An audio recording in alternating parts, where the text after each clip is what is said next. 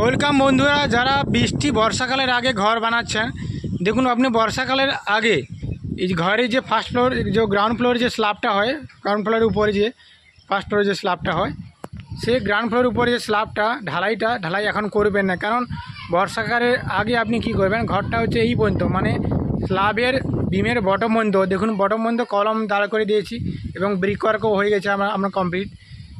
এই পর্যন্ত করে আপনি ঘরটা ছেড়ে দেবেন। কারণ ভিতরে যে ব্যাক ফিলিং করেছেন, দেখুন এই পর্যন্ত করে কি করবেন, ভিতরে যে ব্যাক ফিলিং আছে, দেখুন ভিতরে মাটি ব্যাক ফিলিং হয়ে গেছে, সেই ব্যাক ফিলিংটা করে ছেড়ে দেবেন। কারণ কি বর্ষাকালে আপনার যে বৃষ্টি হবে, সেই বৃষ্টির জলে কী হবে, মাটিটা বসবে, কম্প্যাকশান হয়ে যাবে। তাহলে আপনাকে এক্সট্রা হচ্ছে অতিরিক্ত আপনাকে লোক লাগিয়ে অথবা কম্প্যাকশান মেশিন দিয়ে আপনাকে কম্প্যাকশান করতে হবে না।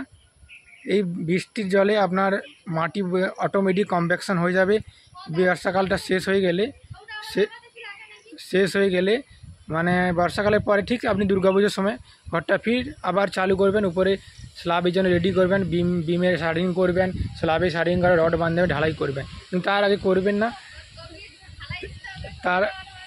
তার আগে করলে আপনার কি হবে, এই যে ভিতরেই যে মাটিটা যে আপনি ব্যাক ফিলিং করলেন, মাটি ভরাট করলেন, এটার জন্য আপনাকে তাহলে এক্সট্রা কম্প্যাকশান করতে হবে। এবং বৃষ্টির জন্য আপনার কী হবে, কম্প্যাকশানটা হবে। কিন্তু আপনি লোক দিয়ে জল দিয়ে সেভাবে কম্প্যাকশান করলে আপনার খরচাও বেশি পড়ে যাবে, ঘরে খরচাও বেশি পড়ে যাবে এবং আপনার হচ্ছে সেই ঠিক মতো হতে পারবে না।